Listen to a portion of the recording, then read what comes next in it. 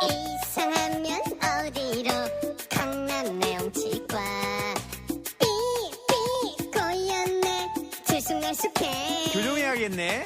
살았네 임플란트 좋아 친절하고 정직한 강남 내용치과 17년 한자리에서 당신의 치아를 지켜왔습니다. 가족 같은 마음으로 진료하겠습니다. 강남 내용치과는 별이 5개. 검색 엔진에서 강남 내용치과를 검색하세요. 검색 엔진은 뭐야? 그러니까 저 장욱 씨 배하고 저희 배하고 두 배 합치면 쌍봉낙타야.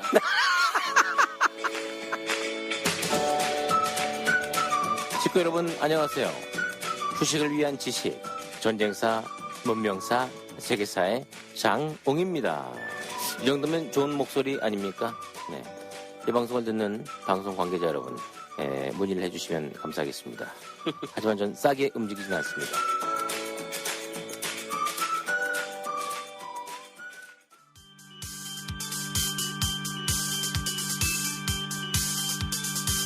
안원구의 뉴스 하청공장.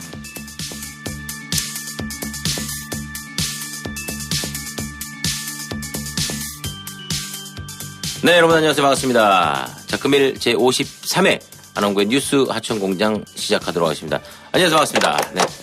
자, 오늘도 변함없이 꿋꿋하게 자리를 지켜주고 계신, 열심히 싸워주고 계신, 열심히 지켜주고 계신 집행위원장 민경인입니다. 자, 그리고 변함없이 우리 안원구 촌장님 나와주셨습니다. 반갑습니다. 네, 반갑습니다. 안원구입니다. 네. 지난 시간에 저희 방송에서 현재 진행되고 있는 일본과의 그 갈등 문제에 대해서 다루었죠. 근데 최근 플란다스에게에서 바라보는 시각에 많은 분들이 같은 생각, 또 많은 호응을 해주고 계십니다. 일부 방송에서는요, 저희와 같은 취지로 보도가 된 것을 알고 있는데, 앞으로 이번 그 한일 갈등을 통해서 우리가 우리 자신을 잘 알고, 그리고 일본에 대해서도 정확하게 알아서 향후 대한민국이 발전하는데 큰 초석이, 밑거름이 됐으면 좋겠다는 생각이 많이 듭니다. 지피지기면 백전백승이다. 금일은요, 지난 방송 중 시간 관계상 마치지 못했던 부분에 한국과 일본의 갈등 구조가 역사적으로 어떻게 전개가 되었는지에 대해서 한번 알아보도록 할 텐데요.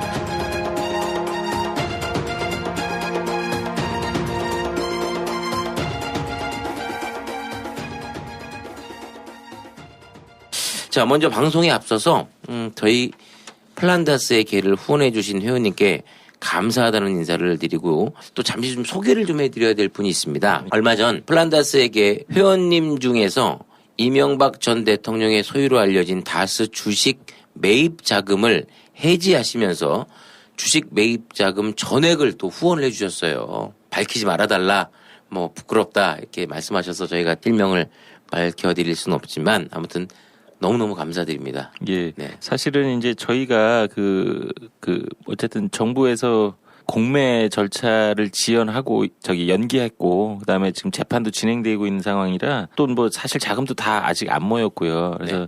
좀 일부 그 회원님들은 저희가 이제 너무 길어지니까 찾아가셨다가 나중에 다시 할 때 찾아가실 수 있도록 지금 지원을 해드리고 있는데요. 저희 또 공지도 해드렸지 않습니까? 그런데 그냥 최근에 저희가 사실 이제 뭐 요즘에 이제 후원이 늘지는 않죠. 점점 이제 주는 추세고 뭐, 그런데 이 돈을 찾으셔가지고 그냥 전액 다 넣어주셨어요. 그래서 제가 전화를 해드렸더니 잘못 넣으신 거 아니냐? 그래서 맞느냐 그랬더니 말씀하시는 게 아니 내가 좋은 일에 쓰려고 했는데 이게 연기가 됐고 이 돈을 찾았는데 내가 여기보다 더 좋은 데 쓸 가능성이 없어 보인다. 아이고.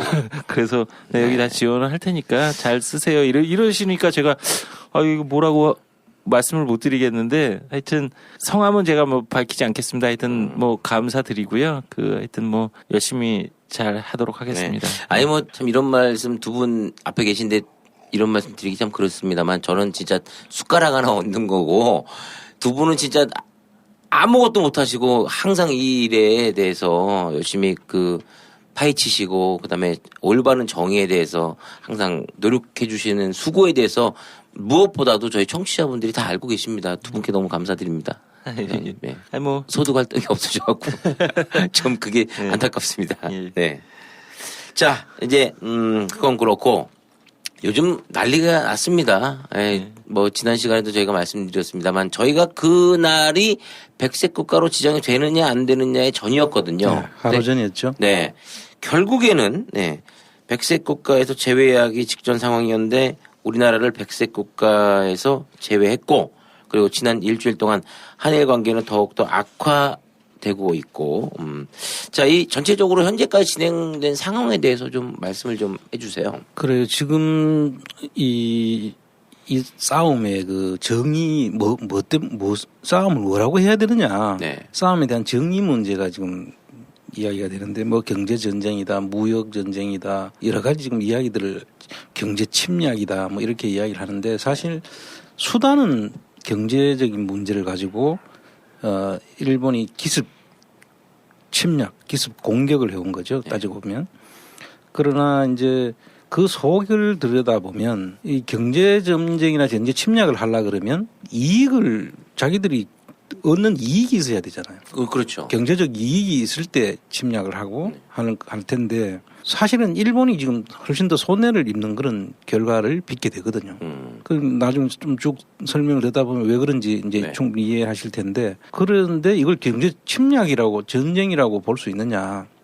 사실 이 근저에는 일본이 한국을 바라보는 역사적 그 관점이 있는 거예요. 또 우리는 일본에 대한 우리 국민들의 감정, 관점 이것들이 있는데 결국 하나의 자존심이에요. 민족 또는 국가 간의 자존심. 우리 뭐 쉽게 다른 경기에서는 저도 축구할 때 보면 네. 일본한테는 한일전은 뭐 져서는 안 된다는 그렇죠. 게 우리 모든 사람들의 그 염원이 거기에 실려 있잖아요. 네. 뭐 그런- 수단이나 가나한테는 저도 일본은 절대 안 된다. 그런 거죠. 그래서 그런 하나의 역사적인 오랜 갈등이 내재되어 있다. 그렇게 이해를 하시면 되고 이 전쟁도 사실은 경제전쟁, 경제 침략보다는 역사적으로 오랫동안 쌓여온 구원이 이걸 계기로 해서 터졌다. 그 정도로 이해하시면 될 것 같아요. 특히 또 저희들 예전에 배울 때 사실 이런 것도 있지 않았을까라는 생각이 드는데 어떻게 보면 굉장히 미개했고 저희가 또 많은 것을 문화적으로나 뭐 여러 가지로 또 전파해서 저희가 좀 한마디로 말하면 사람 만들어 줬잖아요. 그렇죠. 네.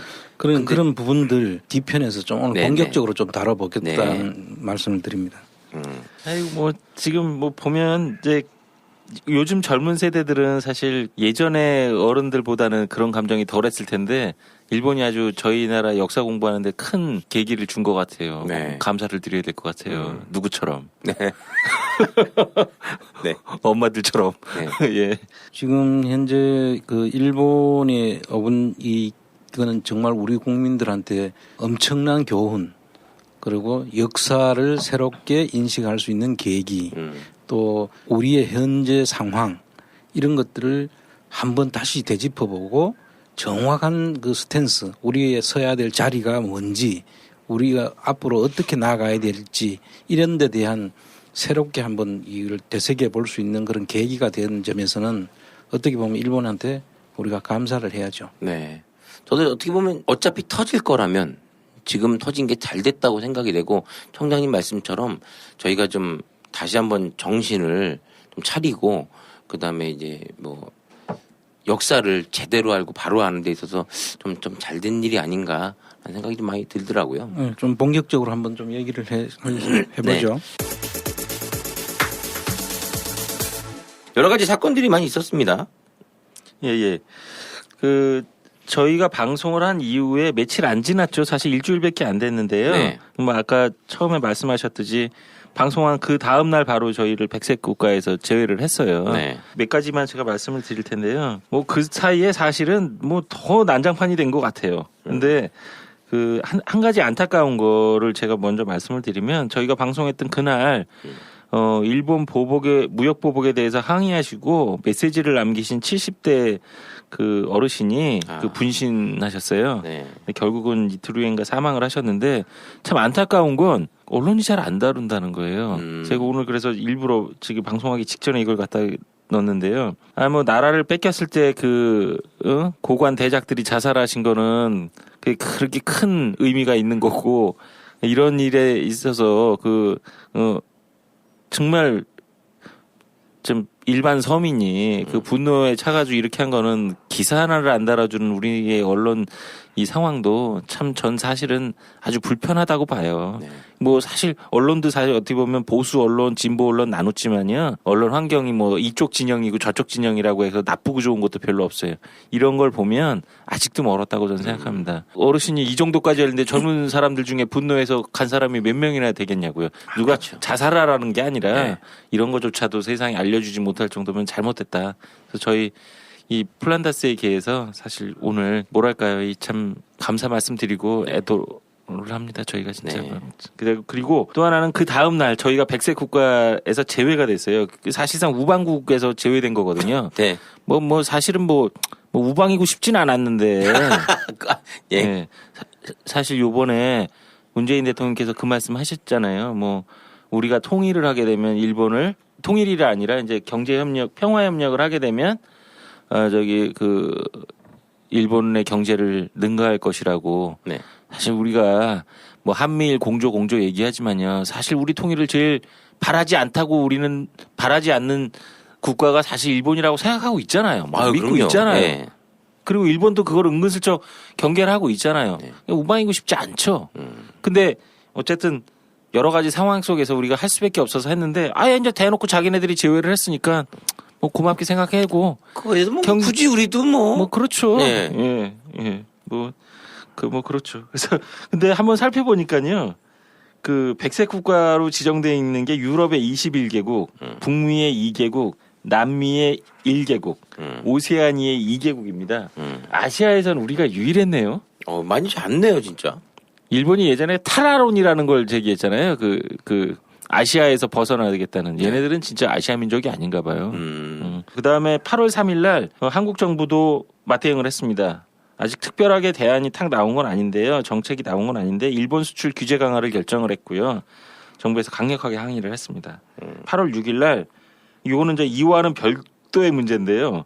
미국이 중국을 환율 조작국으로 지정해버려가지고 시장이 난리가 났습니다. 네. 그래서 엔화가 뭐 사실 이전에도 급등하기 시작했지만 엔화가 지금 급등을 해버렸어요. 그래서 일본이 지금 가뜩이나 일본 경제가 이렇게 좋은 상황이 아니거든요. 그리고 아베노믹스라는 게 자금을 풀어갖고 일본의 환율을 낮춰서 수출과 이런 그걸 유도하는 건데 이게 지금 안전자산으로 몰렸다고 그래가지고 지금 이게 급등하는 바람에 일본 경제가 좋은 상황이 또 안 됐어요. 지금 상황이. 그다음에 8월 7일 날 한국을 백색 국가에서 제외하는 개정안을 공포를 했습니다. 근데 그 상황 속에서 우리나라는 아주 난리통이 돼버렸습니다. 일본을 옹호하는 그런 주장을 하는 분들도 있고 여기에 이제 반대되는 입장에서 주장을 하는 분들이 있었는데 이것도 한번 얘기해 보실 필요가 있을 것 같아요. 우리 엄마는 안 그렇던데 참. 그러니까 왜 엄마라는 이름을 쓰시고 이렇게 말씀을 하시면 정말 근데 미쳐버리는 참 거지. 이분들 특징이 그거예요. 태극기, 네. 신성한 태극기를 자기들 단체를 대표하는 것처럼 쓴다든지.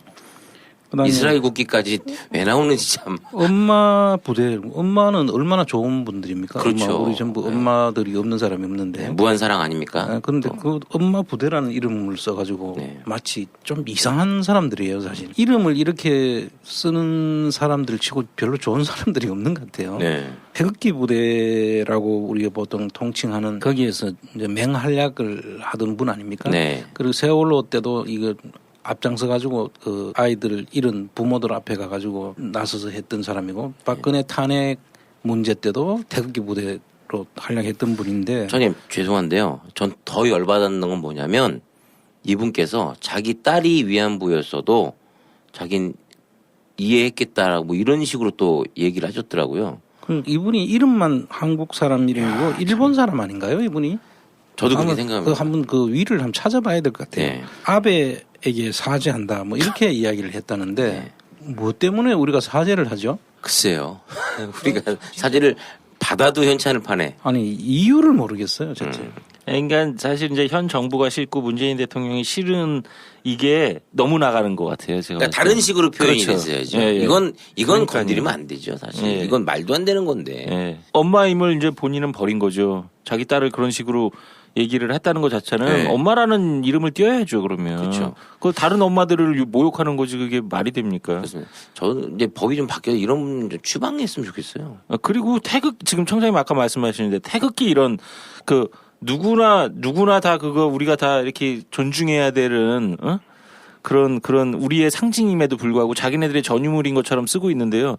저 요즘에 아주 태극기 달 때마다 저 미쳐버리겠어요. 저기 뭐죠? 그 국경일 때. 아니 애들이 달기 싫어하는 거예요. 그리고 너무 태극기가 값어치 없이 돼 버리니까. 그렇죠. 이것도 이거 정리를 해야 돼요. 이게 지금 그렇게 막 자기네들 전유물처럼 쓰지 못하도록 이것도 정리를 해야 돼요. 이게. 그분들은 다음에 일장기를 들고 좀 나왔으면 좋겠어요. 아유. 그걸 좀 그렇죠. 권장해드리고 예. 싶어요. 그렇게 친일을 원하시면 그렇죠. 일본기를 갖고 나오셔야죠. 일장기를 가슴에 품겠죠. 우리 옛날에 독립투사들이 태극기를 가슴에 품고 뛰듯이. 돌아가시면 일본에 묻힐 수도 있겠네요. 예, 사실 이런 말씀을 드리고 싶더라고요. 이번에 중구청에서 일본 이렇게 해가지고 깃발을 걸었다 한 몇 시간 만에 6시간 만에 또 바로 또 저 이게 바로 전 거기서 깜짝 놀란 게 있어요. 촛불로 어쨌든 간에 혁명을 통해서 이 세상을 바꿔놨는데요. 여기서 그 시민단체에서 그랬잖아요. 정부 빠지라고. 우리가 알아서 하겠다. 지금 사실 그 불매운동이고 뭐고 그런 거 부분에 대해서요. 정치권에서 이래라 저래라 코치할 필요가 없어요. 어디 건방진 거죠. 네. 아니 나라가 어려울 때 언제 관군이 나서서 제대로 싸웠어요. 맞습니다. 마찬가지예요. 지금도 마찬가지예요. 본인들 불매운동 안 할 거면서 거기다 왜 숟가락 얹어서 한두 마디 하느냐. 중구청 사실 제가 봤을 때 별로 나쁜 의도로 한 것 같지는 않은데요. 혼나잖아요. 지금 현재 상황을 보면 우리 시민들이 훨씬 더 우수하잖아요. 맞습니다. 그러니까 우리 지금 최근에 그 역사만 봐도 우리 시민들이 앞장서서 이뤄냈고 일부 정치인들이 거기에 편승해가지고 자기 이름을 올리고 싶어 하는 네. 그런 거에 지나지 않는데 이런 거는 우리 국민들이 용납을 안 하죠. 네. 그 정도 수준들은 훨씬 벗어나 있어요, 지금 우리 국민들이. 하여튼 이쪽 진영이건 저쪽 진영이건 한 대씩 얻어 맞은 거예요, 지금. 까부지 마라. 네. 이런 시그널을 준 거고요. 어제는 이제 우리 나경원 그 대표님께서 본인은 해명을 했지만 누가 그 해명을 받아들이겠어요. 한두 번도 아니고 지금. 근데 이분의 해명을 보면은 자기 말 습관이다. 습관일 수도 있긴 있어요. 묘한 시기에 습관이라도 이런 시기에는 고쳐야죠. 그렇죠. 그걸 습관이라고 해가지고 그대로 이야기를 한다? 그 습관이 아니고 평소 그게 나오는 거예요. 지금 우리 일본 정말 놀라운 이야기 아닙니까? 근데 저는 그 습관도 이해가 안 갔어요, 총장님. 아니, 습관이라는 건 매일매일 쓰니까 그렇게 되는 거 아니에요? 그렇죠. 자기도 모르게. 누가 우리 일본 그러고 습관적으로 해요. 저는 그것도 이해가 안 가더라고요, 사실은. 근데 이게 대부분 보면 이게 자유한국당의 그 성향에 속한 그 이외에 다른 분들이 이렇게 하는 경우가 잘 없잖아요. 네. 이건 기본적으로 이 사람들은 DNA가 좀 다른 것 같아요. 근데 아까 그 엄마 부대 그분도 자유한국당 간부였어요. 네네네. 그렇죠. 예. 결과적으로 이 사람들이 머릿속에는 일본이라는 나라를 자기들의 우호 국가 또는 자기들이 지향하는 그 나라로 보놓고 있는 것 아닌가. 왜냐하면 이런 상황이 생겼을 때는 일단은 나쁜 짓을 한 일본에 대해서 먼저 문책을 해야죠. 그렇죠. 왜 그런 그 이야기를 하느냐라고 하고 그다음에 우리나라 정부가 거기에 대해서 대응을 잘못한다면 대안을 가지고 제시를 해주는 게 그게 맞는 거 아닙니까? 그런데 이거는 한 번도 일본에 대해서는 이분들이 일본에 대해서 무슨 경고를 하거나 문책을 하거나 하는 경우는 한 번도 못 봤어요. 지금은 진짜 이 여야를 떠나서 한 마음 한 목소리를 내야 될 텐데 이런 식으로 우호적인 발언을 하는 거 보면 이게 뭐 대한민국 사람이 그러니까 아닌 것 이 같다는. 정당이라는 게 우리 국민들의 표를 가지고 먹고 사는 사람들이잖아요. 네. 그 표를 얻는데 전략적으로 생각해도 표를 얻고자 하면은 우리나라 국민들이 일본을 지금 옹호하고 해가지고 일본에 따라갈 수 있는 뭐 주옥순 씨 같은 사람 외에는 있겠어요?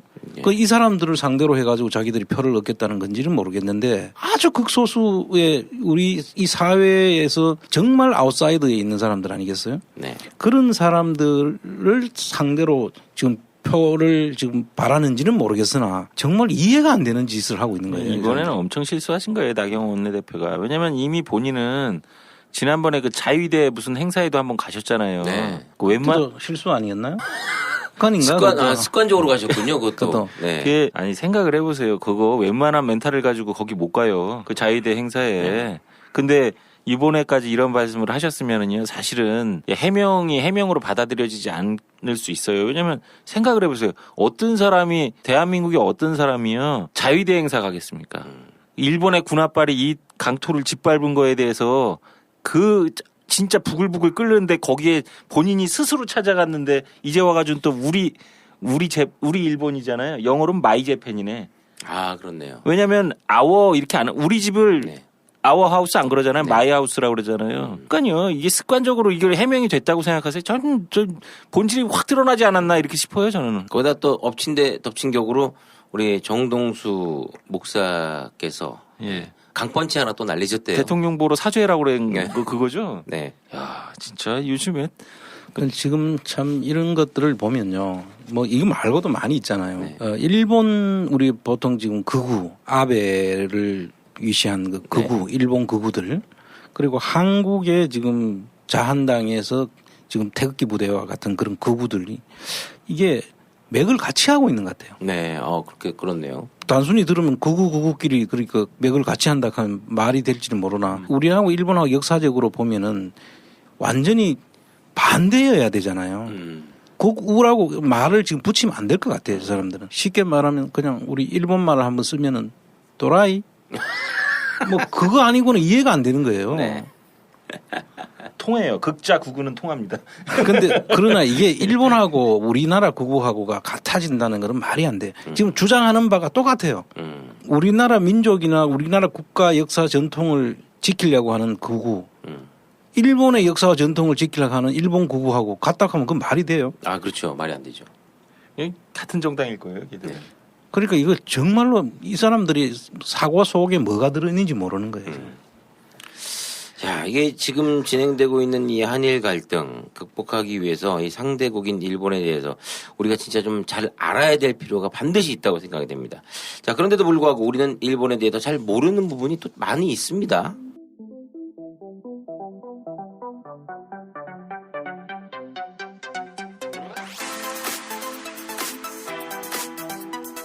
여기는 안흥구의 유스 하청 공장입니다.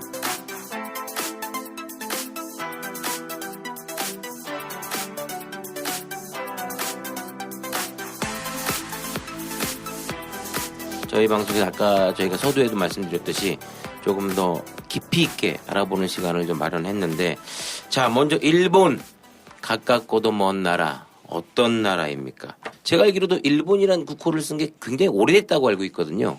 그렇죠. 네. 일본이라는 국호가 구체적으로 이야기되는 게 보면은 삼국 사기에 이제 나오는 이야기죠. 그래서 그때 문무왕 때인가요? 네. 문무왕 때 그 전에는 외국이라는 이름을 썼어요. 외국. 그 외국이라고 쓰다가 그 작을 외, 뭐 작을 외자 있지 않습니까? 네. 그러니까 저희가 외놈이라고 그랬죠. 외놈이라고 할 때 네. 그 외.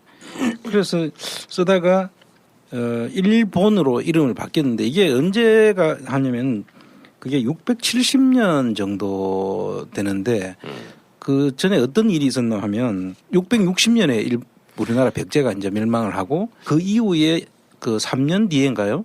백강전투 또는 백총강전투라고도 하는데 지금의 동진강이라는 설도 있고 금강이라는 말도 있는데 그 하구에서 그 당시에 당나라와 신라와 일본의 그 왜국이 전투를 일으켰는데 지금 역사적으로는 그렇게 많이 알려지지는 않은 그때 완전히 백제가 남았던 백제 유민들이 멸망을 하고 난 뒤에 남아있던 유민들이 새롭게 백제를 건설하기 위해서 싸우는데 일본이 와서 도왔다는 거예요. 그게 이제 백총강 전투라고 하고 그때 이제 완전히 백제가 멸망을 하고 남은 유민들을 일본이 온 배를 타고 전부 다 일본으로 이제 도망을 갔다. 이게 이제 백총강 전투의 내용인데 간략하게 말씀드리면 그때 가서 그 이후에 일본이라는 이름을 썼다는 거예요. 그 전에는 고대사를 보면 백제를 일본에서도 구다라 이래서 큰 나라라는 이름으로 백제를 불렀던 것 같아요.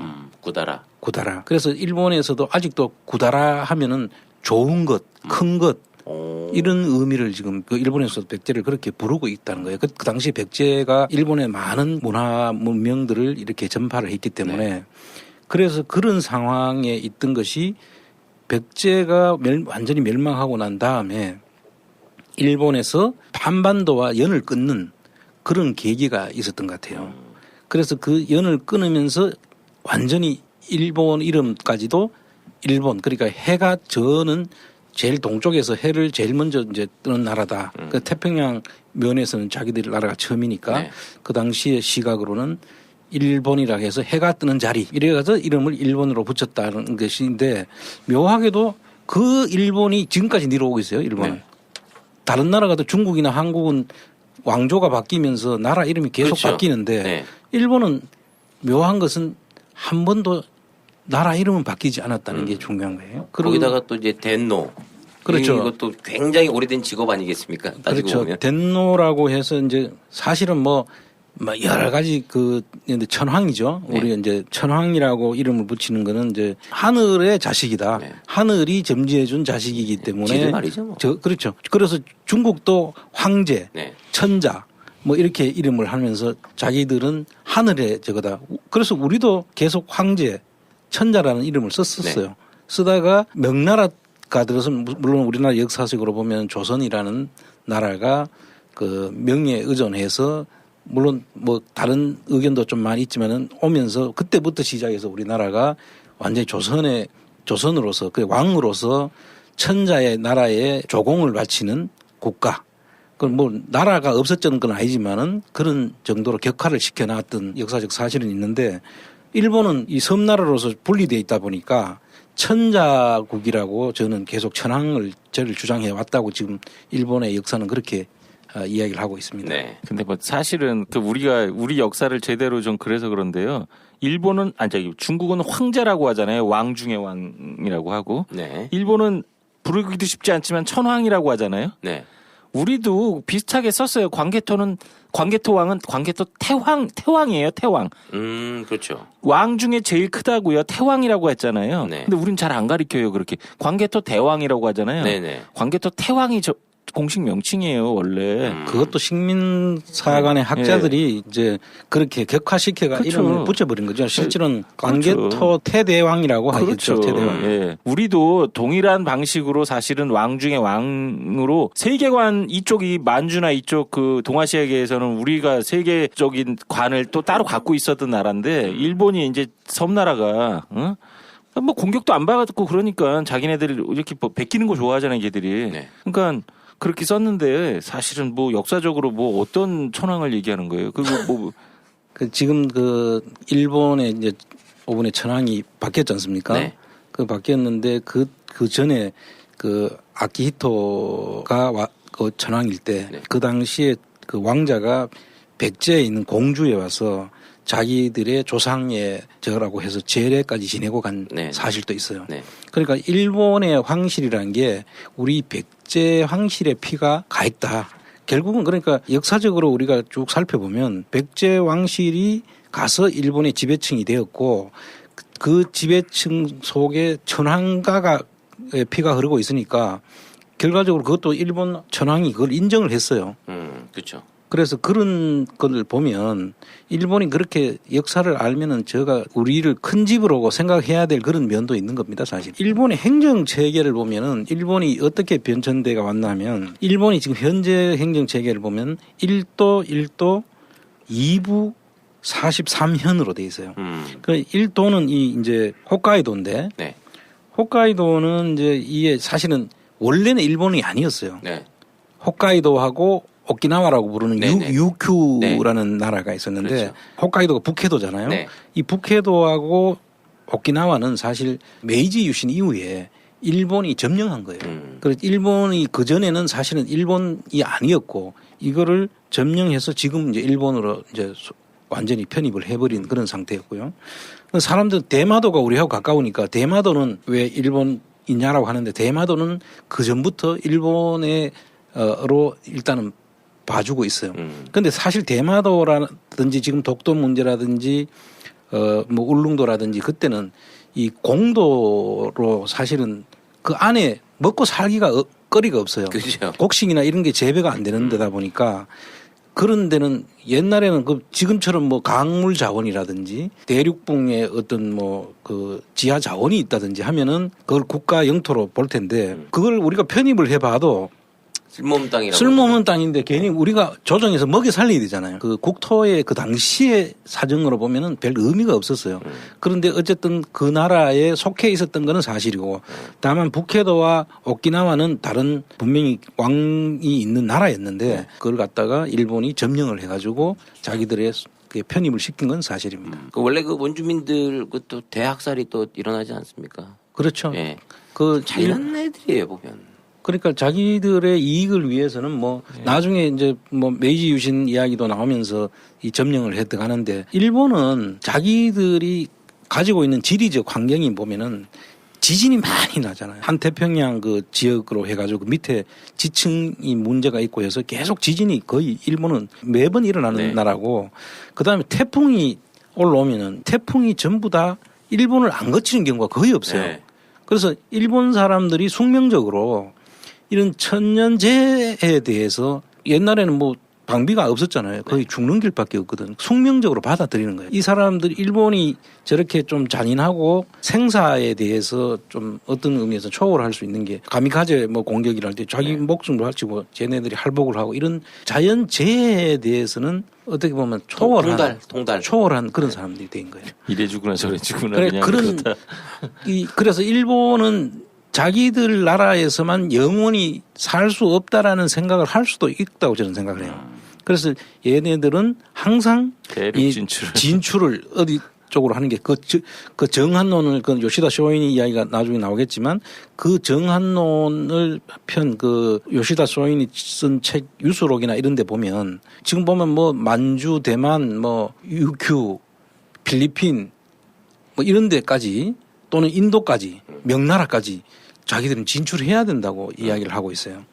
그래서 일본은 항상 자기들이 처한 그 지리적 환경의 그 거의 재앙 수준이잖아요. 네. 그걸 계속 겪다 보니까 그 지금 일본이라는 곳에서만 항상 존재하기 어렵다라는 거를 자기들이 느끼고 있는 거예요. 그래서 지금 보면은 일본이 이제 그 혼슈라고 해서 본섬이죠. 규슈라고 해서 9나라, 시코쿠라고 해서 4개 나라, 그다음에 홋카이도 등 이런 그 지리를 갖추고 있고 현이 이제 43개가 있어요. 네. 그 43개의 현 중에 뭐 우리가 아는 것만 잠깐 가지고 이야기를 하자면 2차 세계대전 마지막에 원자폭탄이 떨어지잖아요. 네. 그게 이제 나가사키하고 히로시마 네. 이 두 군데다 떨어진데 그 현이 이제 43개 중에 하나고 그다음에 원전 쓰나미가 와가지고 원전 그 폭발한 데가 후쿠시마 네. 그 동북 섬이죠. 동북 후쿠시마가 문제가 되는 데가 있고 그다음에 뭐 이번에 전시를 했다가 뭐 전시 못하게 해가지고 지금 표현에 부자 그것도 한참 문제도 있잖아. 소녀상 전시.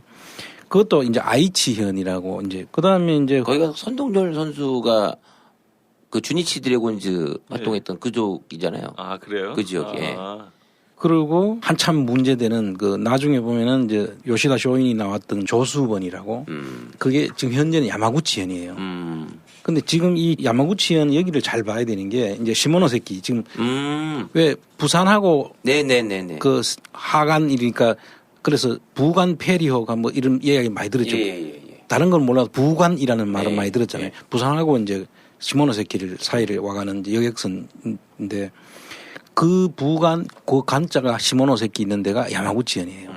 여기가 누구 하면은 이토 히로부미부터 시작해가지고 조수번의 그 요시다 쇼인 제자들이 쭉 돼 있고 지금의 소위 지금 말하고 있는 일본 회의 예. 그쪽의 일당이라고 표현합시다. 그 사람들이 나오는 그 현입니다. 여기가. 근데 이때 그 메이지 유신을 이야기가 나왔으니까 그 이야기를 하자면은 이 메이지 유신의 그 조슈번하고 사실 사스마번이라고 지금 현재 구마모토가 네. 옛날에 사스마번이에요. 그러니까 이제 이 규슈 동쪽이죠. 끝쪽인데 그쪽하고 이 시모노세키 있는 그 야마구치 현하고는 사실은 서로 계속 으르렁거리면 싸웠던 번들이에요. 저끼리도. 그런데 이거를 이제 요시다 쇼인하고 이 사카모토 그 료마라는 그 하급 무사들이 이 둘 싸움을 하던 거를 그 서로 저걸 붙여가지고 그걸 가지고 이제 천황 중심에 막부를 없애고 천황 중심으로 가자. 이렇게 해서 성공했던 게 이제 메이지 유신인 거죠. 그 따지고 보면 이제 우리한테는 통한의 역사이기도 한데 이건 좀 나중에 별도로 좀 알아보기로 하고요. 그 여기도 이제 오키나와는 이제 한 현으로 이제 또 여기도 복속이 돼 있죠. 오키나와라고 하는 거는 일본 왜 꼬리처럼 쭉 끝에 가서 최남단이죠. 네. 그쪽 거기는 사실 일본이라고 보기는 완전 열대 지방인 거거든요. 그렇죠. 거기서 지금 이야기하는 그 생강구 섬도 지금 그 조오도라고 중국에서는 이야기하는 그 싸움이 지금 중국하고 일본하고 붙는 그게 현이 결국 오키나와 현이에요. 다 이야기는 할 수 없고 지금 우리하고 관련되고 있는 그런 현들은 우리가 어느 정도는 좀 알아야 되고 요 중에서 나라현이라고 있는데 이 나라현은 백제의 절이라든지 백제의 유물들, 백제에 전파된 내용들이 여기에 나라현에 많이 있어요. 이게 이제 아스카 일본의 이제 조몬, 야요이, 아스카 그 지역에 나라현이 존재를 한 거죠. 교토와 오사카가 쭉에서 나라현에서 시작해서 교토와 오사카로 번져가 있습니다. 이거 뭐 이야기를 하려고 하면 너무 길어서 그냥 오늘은 그 수박 겉핥기 시기지만 네. 그냥 참고로 조금 알려드리고. 그 아베도 그쪽 어디죠?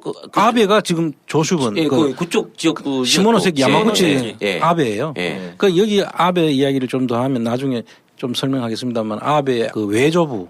기시노부스케. 기시노부스케하고 그 전범 처리했어야 되는데. 그렇죠. 사또 그 A군가 하는 그 기시노부스케 동생인데 이름이 다른 거는 이제 양자를 갔다는 거예요. 네. 그 둘 다 수상을 했죠. 네. 그리고 나중에 박정희하고 다 이 한일 청구권 자금 꽁짝꽁 했던 네. 그 사람들이고 그 속에서 지금 손자뻘인 지금 아베가 나왔는 거고요. 그 아베를 조정하는 그 뒤에 있는 친구들이 요시다 쇼인의 정신을 이어받는다고 해가지고 지금 쟤네들이 제국주의의 그 망령을 그대로 지금 이어받아서 지금 저런 일들을 벌이고 있다 이렇게 보시면 될 것 같아요. 이 자식 아직도 1910년인 줄 알아 참나. 아니, 결국은 뭐 나중에 또 말씀하시겠지만 그 당시에 뭐 메이지 유신을 하고 뭐 이렇게 한 그런 주축 세력들은 하급 무사들이잖아요. 그렇죠. 그러니까 중국이나 한국의 입장에서는요 일본을 계속 무시할 수밖에 없는 게 우리나라와 중국이나 이쪽은요 문무를 겸비해요. 무장이라고 그래가지고 책 못 읽는 무장은 없어요. 근데 여기는 완전히 하급 무사가 그때 정권을 뒤엎은 다음에 지금까지도 하급 무사의 뿌리들의 나라인 거 아니에요. 그렇죠. 인정이 되겠어요? 네. 안 되지. 이렇게 보시면 될 것 같아요. 이제 우리가 백제 통일신라 시대까지 삼국 시대까지만 해도 일본에다 우리 문명을 많이 전파를 했죠. 네. 그런데 그 미개하던 사람들이 이제 사실 깨기 시작한 거고 거기에 대해서 이제 문자도 사실 가보면은 지금 일본의 글자의 근원이 사실은 한문하고 이두에 뿌리를 두고 있는 거거든요. 부인할 수가 없어요. 우리 쪽의 문명이 글로 갔다는 것은. 우리는 이제 다시 세종대왕이 이제 한글을 창결하시고 난 다음에 한 글자가 종성과 중성과 초성이 한 글자 안에 다 있잖아요. 네. 일본은 종성이 없어요. 중국도 사실은 종성이 거의 없어요. 그래서 우리 일본말 하면 뭐 한문이다 뭐 이렇게 밑에가 없잖아요. 네, 그렇죠. 네. 우리는 할, 망, 이렇게 할 수 있는데 걔들은 종성이 없다니까요. 그래서 언어도 우리 쪽에서 가서 발전 따로 되다 보니까 그런 문제가 있고 삼국시대 이후에 고려 때까지만 해도 일본하고 우리하고가 좀 간격이 있어서 한 200년 정도는 거의 교류가 별로 없었어요. 왜냐하면 백제가 멸망하면서 완전히 가서 일본이 지나면서 결과적으로 대륙하고는 선을 끊고 자기들끼리 있는데 고려에 들어오면서 어떤 현상이 생기냐면 우리도 고려시대 때 무신정권기가 있었잖아요. 네네. 정중부의 남부터 네네. 시작해서 무신정권이 생기는데 그 일본도 그때 무신정권이 근데 그게 막부예요. 가마쿠라 막부부터 시작 무로마치 막부로 해가지고 마지막에 도쿠가 이에야스의 그 막부까지 네. 거의 한 800년을 무사들이 지배하는 나라가 된 거예요. 그럼 어떻겠어요? 우리는 중국이나 우리는 그때 맹자왈 공자왈 하면서 문신. 이제 그 유교를 그 국시로 하면서 문신들과 무신들이 근데 문신들이 우위였잖아요. 그렇죠. 그 반대로 일어난 게 이제 무신의 난으로 인해서 고려도 있었는데 그 시기에 일본이 비슷한 현상을 겪는 거예요. 그런데 묘한 거는 그 무신이 잡아가지고 그 쇼인이라고 장군이 우리로 치면 이제 장군인 뜻인데 그 쇼군 네. 쇼군이 그 나라를 통치하는 천황은 그 아예 그냥 이름뿐인 천황이고 실질적인 모든 지배는 군인들이 한 거예요. 그러다 보니까 모든 군인들이 모든 정권을 잡고 집권을 하다 보니까 아무래도 무가 우선되는 그러니까 힘이 강해질 수밖에 없죠. 그리고 또 일본이 쇼군 입장에서는 그 막부를 이제 관리하지만은 밑에 번들이 있잖아요. 네. 번들이 있는데 그 번들이 또 언젠가 자기를 칠 수가 있으니까 거기에 이제 천하보청이라는 그 제도를 도입합니다. 그건 뭐냐면은 천하보청이라는 게 이제 뭐냐면은 쇼군이 국가 전체를 운영을 해야 되니까 중앙 지배를 해야 되는데 거기에 필요한 인력이나 물자 같은 것들이 필요하면은 번에서 대주도록 하는 거예요. 그래야지 그 힘을 반발할 수 있는 그 힘을 죽이고 그러다 보니까 인프라 구축이 많이 된 거예요. 도로를 놓는다든지 다리 그다음에 이 하천 뭐 이런 것들을 전부 다 이제 정비하는 일에 그 번에 있는 사람들을 데리고 와서 쓰는 거죠. 그게 이제 천하보청제도였고 또 하나가 창건교대제라고 해가지고 번들에서 돌아가면서 그 쇼군을 그 지키는 보호해주는 그 호위무사네. 호위무사 형식으로 이제 불러들인 거죠. 그러다 보니까 그 사람들이 오게 되면 한 부대가 막 이동을 해야 되잖아요. 네. 그러면서 오면서 그 자기들이 우수하다는 번을 또 쇼군한테 잘 보이기 위해서 가지고 오는 자기들 번에서 만들어진 뭐 특산물이라든지 이런 것들 가지고 오면서 오는 과정에서 이제 이 장사가 또 이루어지고 이러면서 일본이 사실은 경제력이 문보다는 그러니까 우리가 항상 일본을 무식하다고 하는 건 유교적 사고죠. 힘이나 경제력 면에서는 일본이 그때 많이 축적이 돼 있었던 거예요, 사실은. 그래서 일본이 세나 뭐 한국이 세나 뭐 이렇게 이야기를 하면 그때 뭐 계량적인 그거는 수치는 없지만 정확한 데이터는 없지만 임진왜란이 일어나기 전까지는 또 붙지도 않았잖아요. 네. 그때 붙었다는 거는 그야말로 우리가 왜구라고 부르는 네. 이 왜구하고만 우리가 싸웠지 왜구는 우리나라한테만 왜구가 아니고 그 당시에 명나라나 그 나라 그때도 그 왜구들이 명나라에도 엄청난 피해를 줬어요. 그 왜구의 공거지는 이제 대마도라고 보통 이야기하는데 그쪽은 사실은 일본 정부는 아닌 거예요. 우리가 이야기하는. 그래서 왜구와 일본하고는 역사적으로 보면 조금 다른 개념으로 우리가 이해를 해야 될 것 같아요. 그러니까 외국은 그냥 해적이죠. 개념. 예. 그래서 이제 그런 힘으로 따지자면 일본이라는 나라가 그때도 만만치 않은 나라였던 거예요, 이미. 다만 우리하고 교류를 안 해서 서로가 힘을 겨뤄볼 기회가 없었고 그 외구 정도는 우리가 가서 대마도도 한번 정벌을 하잖아요. 네.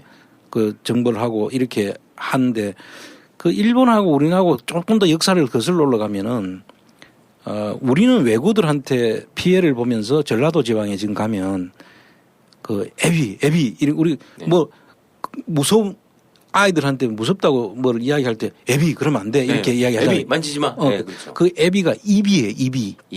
입이는 뭐냐면은 코비자 기자예요. 네. 그 코하고 기를 베가는 게 외구들이. 그리고 임진왜란 때도 와가 임진왜란 때 그랬잖아요. 그 전공을 네. 자기들이 가서 받으려고 하면 코하고 기를 베가야지. 코는 이제 하나밖에 없으니까 코는 베가 기는 두 개니까 기와 코를 베간다고 해서 입이 애비. 그래서 우리 가면 일본 놈들 오네 이러면서 이렇게 하잖아요. 근데 일본도 똑같은 말이 있어요. 고쿠리 모쿠리라고 해요. 일본에서는 애비 이런 거 하는 거 말처럼 일본에 가면은 고쿠리 모쿠리 이렇게 이야기해요. 그게 이제 손대지 마. 고려 때 원나라가 우리를 지배하고 난 다음에 그 무신 정권 시절이기는 하지만 그래서 그걸 지배하고 나면서 마지막 일본 정벌을 가잖아요. 고려와 몽고의 정벌이라 그래서 여몽 전쟁이라고 보통 일본 원정을 이야기를 하는데 2번 갔다가 2번 다 실패를 하고 돌아오죠. 근데 그때 갔을 때 태풍 때문에 실패를 하고 돌아오는데 그때 가서 이 피해를 본 사람들하고 또 그 전에 이 거란이 고구려 때 거란하고 고려 그 이전에도 이제 여진이 우리 위에 있었잖아요. 그래 세종 때 와서 이제 4군 6진을 개척하면서 여진을 몰아내고 네. 하지 않습니까? 그때 여진이 요한테도 당하고 우리 고려한테도 당하니까 먹고 살아야 되잖아요, 여진이. 그러니까 그 사람들이 일본에서는 그게 여진인지 똑같은 줄로 알았던 거죠. 그 당시에 그 시대상으로서는 그 몽고와 그 여진을 동일시하는 거예요. 그것은 원구라 그래요. 원나라와 도적이라고 해서 도적구자를 써가지고 원구라고 해가지고 그 사람들이 우리로 치는 외구와 같은 역할을 일본 가서 자행했는데 그때 무섭게 했다고 해가지고 그게 이제 고쿠리 모쿠리라는 말이 고려하고 몽고가 일본에 가가지고 우리가 당했듯이 그렇게 이제 코비고 하니까 고쿠리 모쿠리 고려와 몽고 거기에 대한 무서운 표현을 그렇게 지금도 일본에 하고 있어요.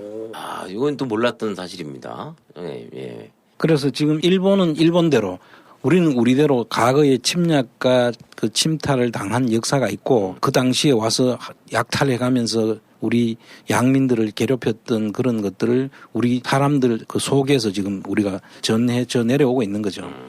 알겠습니다. 시간이 좀 많이 됐기 때문에 저희가 계속 이야기를 나눠봐야 되기 때문에 좀 잠깐 쉬었다가 오도록 하겠습니다. 네. 네. 알겠습니다.